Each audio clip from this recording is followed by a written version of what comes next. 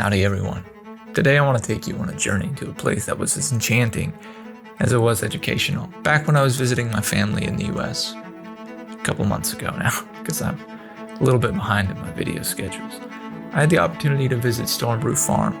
It's a small locally owned farm owned by my friend Daisy, and I thought it'd be fun to document a day in the life of what it's like to live and work on a local farm. Now, Stormbrew Farm is a place where nature's rhythm orchestrates the daily routine, where the fields are a canvas of colors and the air is as sweet as the scent of blooming flowers.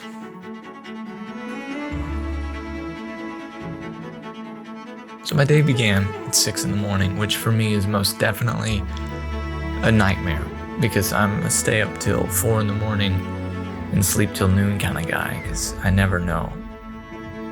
God knows what I'm getting into. So I'm always up late. So getting up early, not fun. But this time, it was worth it. So Julie and I left my father's home about 6:30 in the morning and headed straight to Stormbrew. Daisy was already waiting.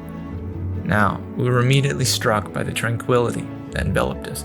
Rows of vibrant flowers stretched out before us, each one standing as a testament to the dedication of Daisy.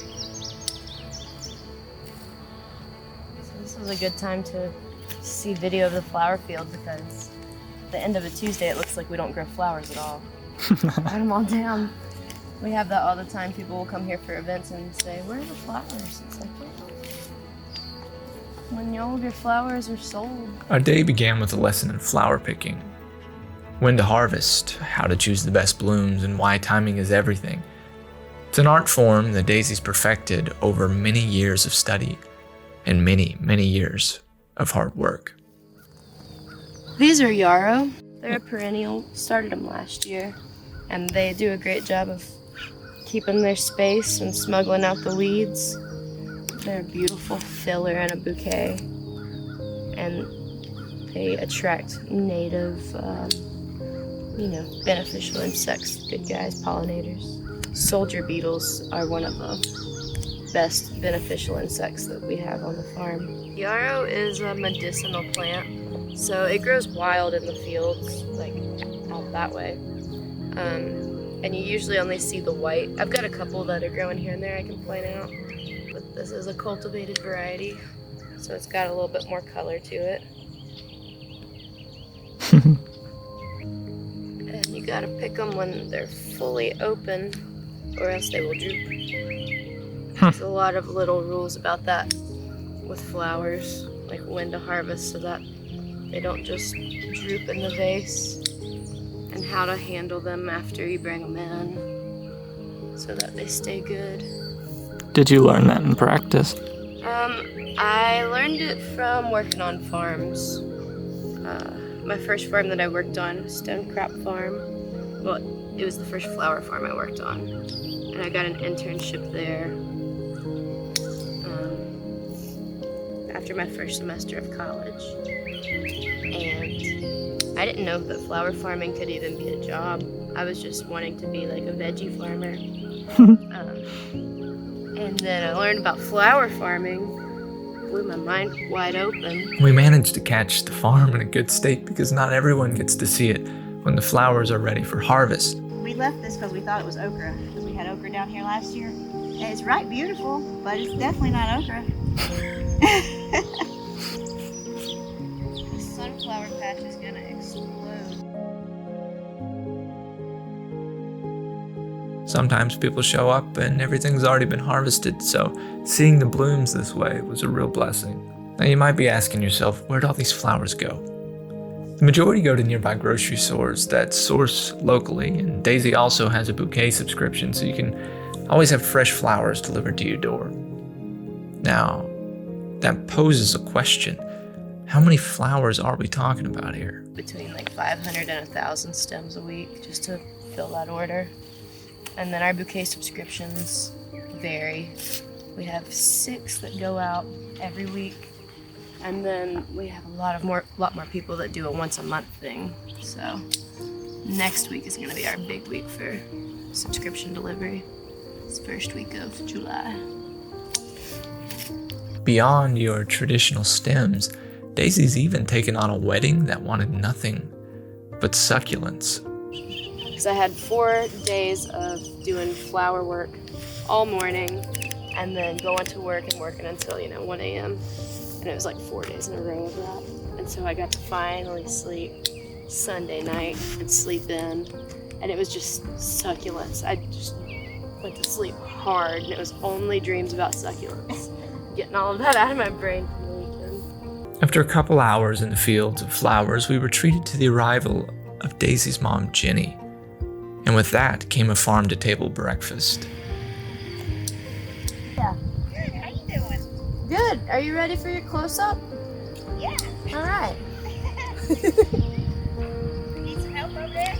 Sure. You want to help me knock out this last patch of yarrow, and then we're gonna do a little farm-to-table breakfast. All right. That sounds good. I'm hungry. I'd be ready for a breakfast. Julie's hungry. Now, the freshness of the ingredients, obviously unparalleled. Eggs collected that morning, vegetables plucked from the garden just moments before, and of course, more knowledge to round off the whole experience. Kohlrabi. It's really good. It tastes like kale with the texture of an apple, Okay. and I make slaw out of it. If I get any, the chefs really like them too. So, but you gotta peel it and get slugs off. It's really good though. Breakfast. Breakfast. Yeah. Got Swiss chard and onions, parsley, savory, basil, and Russian tarragon. And let's go cook them up. We got some eggs in here. Sure. Was a dead possum there the other day, but I think the chickens have dispatched it. Oh God. That's what all this scratching's all about.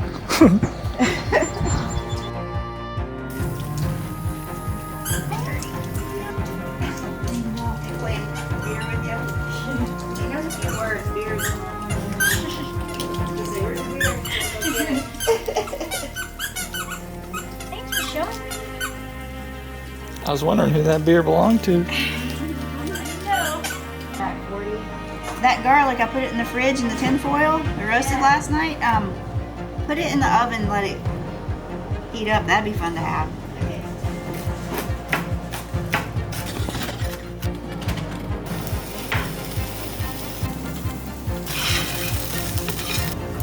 Pretty. All the colors.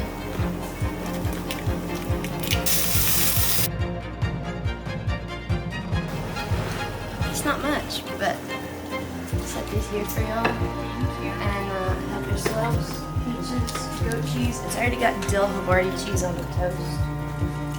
In here. There's greens there, and they're ready. Whatever you want. I'll put you on the list. You don't have to eat it if you don't like it. Yeah. This is the Swiss chard. Oh, I picked it.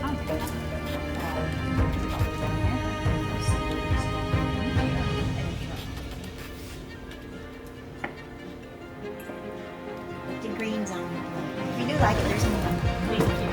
This is ginger. If you, I don't know how long that's been in the fridge. It's maybe been in there a minute. It'll ferment. It'll become alcoholic. So peel it down, chop it up, and you gotta feed your bug. And then when you're ready, we got a clean strainer right there.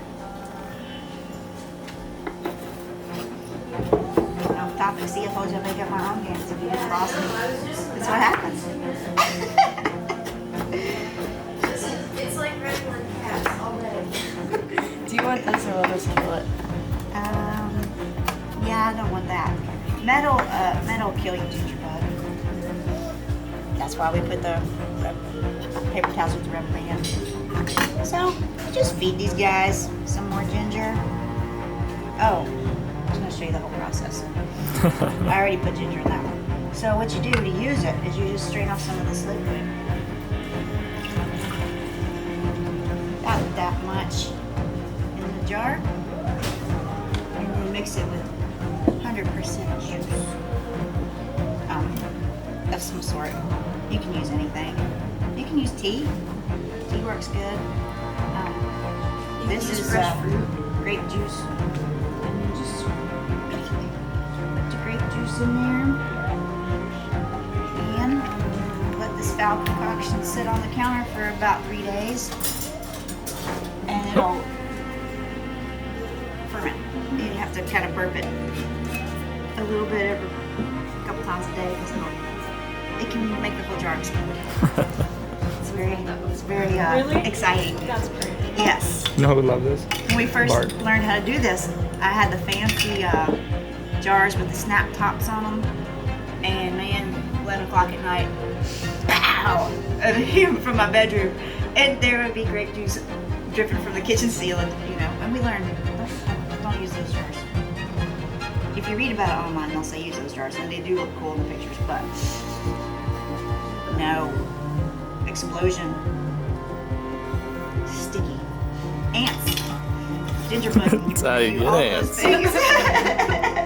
Ants and explosions. Ants and explosions in your kitchen. It's, yeah. Beyond the bites of the most delicious eggs and toast I've ever had, we also learned about the farm's animals, their ducks, chickens, bees, cats, and dogs, and how they all play a vital role in the ecosystem, providing not just sustenance, but also contributing to the farm's sustainability.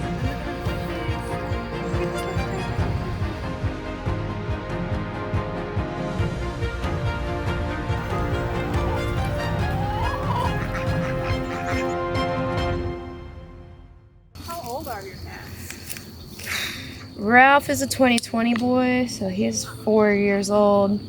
Hank is probably 6 years old. No, maybe older than that. Hank could be 7. Oliver is closer to 10.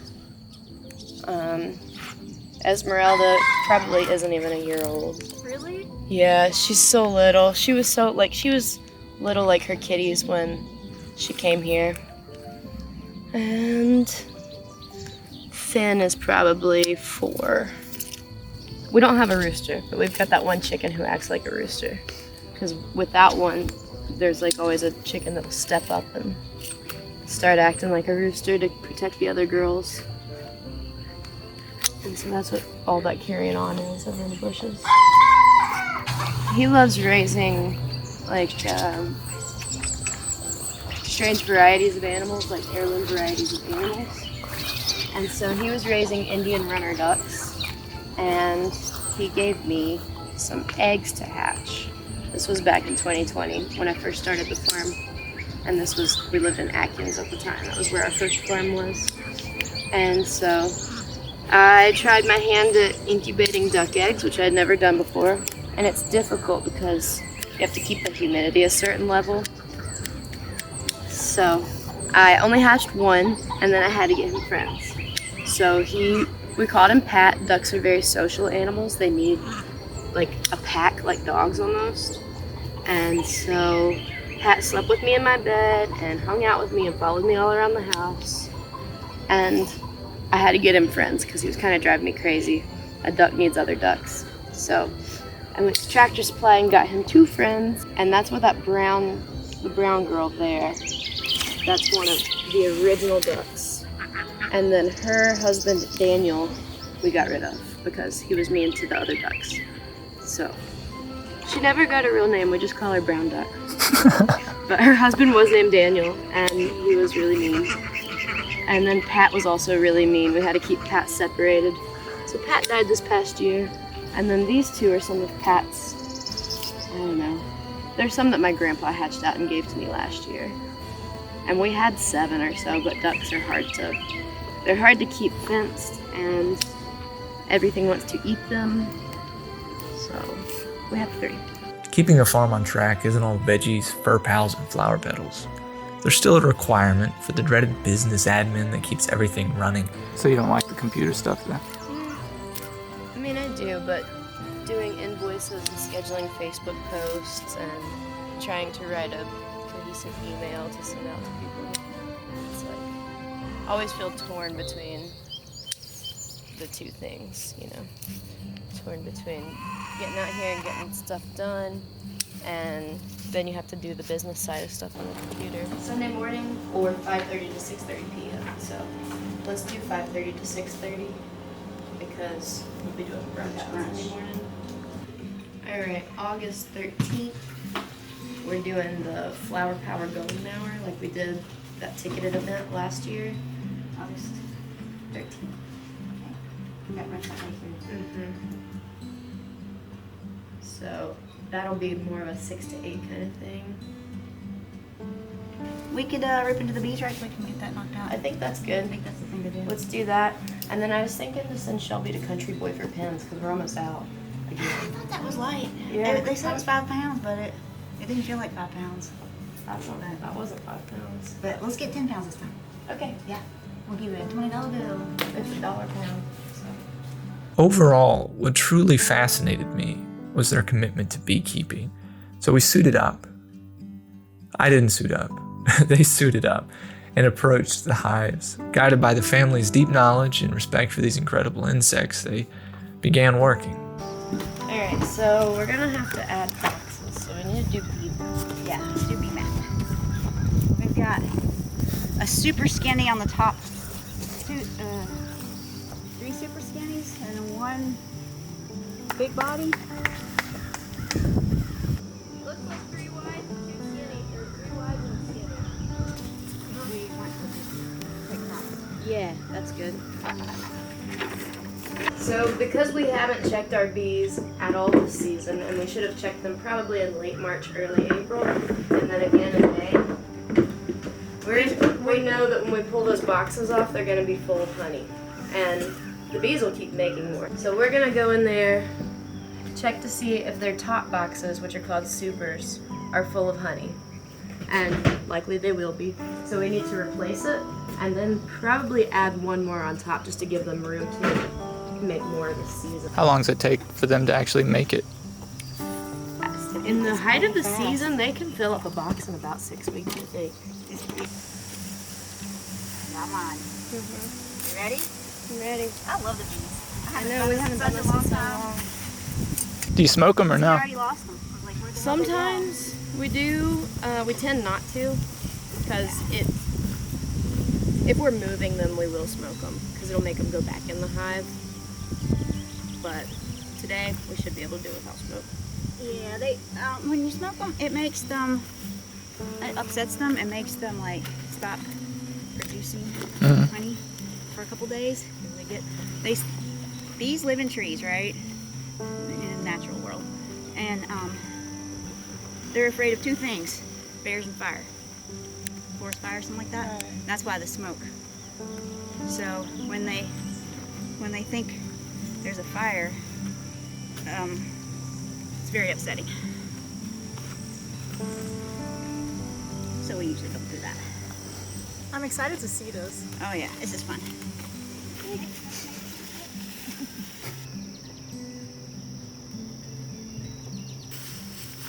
So, they're putting honey in The here, honey? but there's no caps on this. This is capped honey. And then on this side, that's all capped honey. So that's what we're looking for harvesting. Yeah, this is the uncapped here. They have to evaporate water out of it. They flap their wings over these cells and evaporate the water to get the honey to the right consistency, and then they cap it with wax, and it'll stay good forever. Honey never spoils. But if they don't get the water out, then it turns into booze. It turns into booze. So if we spin this with this uncapped honey in it, it'll make it all mead. And it's nice to work the honey when it's warm because it's so sticky. If it's not hot outside, you can't move it. Oh, that's glorious clover honey. Holy shit. See how clear and light? And clean this waxes. This is fresher wax. Wax gets black over time because of all the dirty little bee feet walking all over it. But that's really beautiful. See, over time it turns dark. It's not bad or anything. And see how we didn't get the wires in this one good? How they built it the shape they wanted? Last year we caught a swarm, and it was up by the camper, and it took us a couple weeks before we got ourselves organized enough at nighttime to close it up and move it down here. Totally forgot. We didn't have any frames in it. We just had an empty box to dump the bees into. Totally forgot. So when we checked on them later, the whole box was just full of the natural comb that they build is beautiful. So they've built their own comb in here because they never had frames, and so that's how they naturally would build their hives. So this is where the family lives. This is called a queen excluder, so we don't want the queen to ever get up into the honey. And like, I'm gonna make biscuits when we go in for lunch, or at least find some that we can heat up, and then we'll have honey biscuits. So you get to like watch it all happen. It's the freshest food you can have. Well, the wires? Yeah, Yeah, there are wires down in there somewhere probably. I didn't But you realize want- it'd be this thick. That's crazy. Yeah. So you just chew on the wax, or Yeah, just chew can you like swallow it or gums. you spit it out? You can swallow it, but you probably don't spit it out. We don't mind sitting around there. Isn't that amazing though? That is so They just cool. make it. And as the afternoon was closing, I couldn't help but reflect on the profound connection between this family and their land, and the intricate web that sustains us all.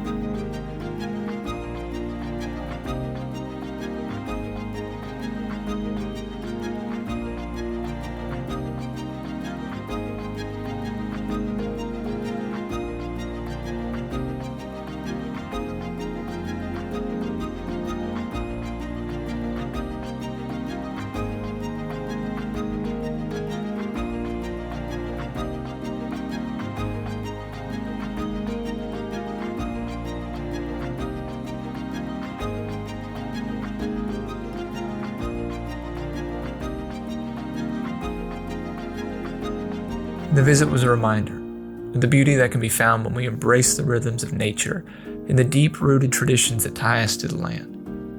It's a reminder that the simple act of picking a flower or savoring a meal can be a profound and sustainable experience.